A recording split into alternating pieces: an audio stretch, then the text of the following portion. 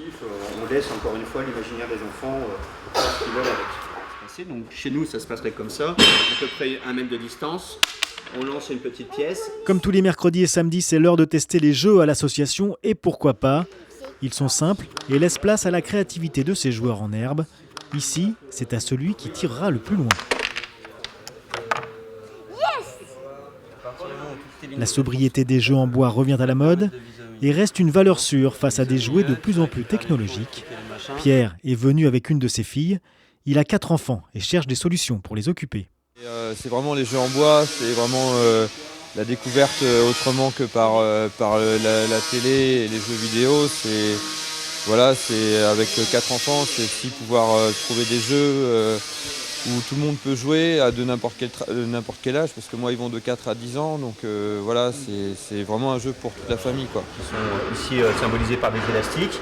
On va prendre la pièce, on va l'appuyer et on va l'envoyer. Oubliez les consoles et autres robots, pensez Culture G et BIM et autres Margot. Ces jeux sont fabriqués à Caen, c'est du 100% normand. Depuis 2 ans, l'association Et Pourquoi Pas trouve l'idée, fabrique des tables de jeu, les pièces, reste à assembler le tout en quelques tours de vis.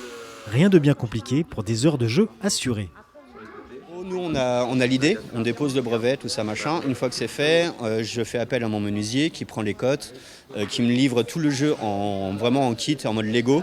Et à partir de là, bam, on commence les ateliers de fabrication. On va mettre en place le ponçage, le vernis, la décoration, la mise en place des règles et surtout le jeu.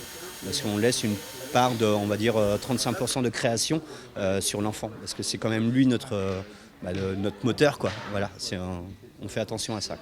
Les jouets en bois séduisent parents et enfants et même les éducateurs spécialisés y voient un intérêt pédagogique.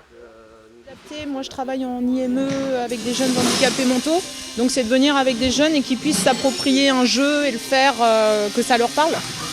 Donc c'est tout ça, tout ce côté-là, de faire eux-mêmes leur propre jeu en bois, de participer et puis tout le côté socialisation aussi qui va avec. On dit de ces jeux qu'ils sont indémodables, des jeux qui traversent le temps et se transmettent de génération en génération.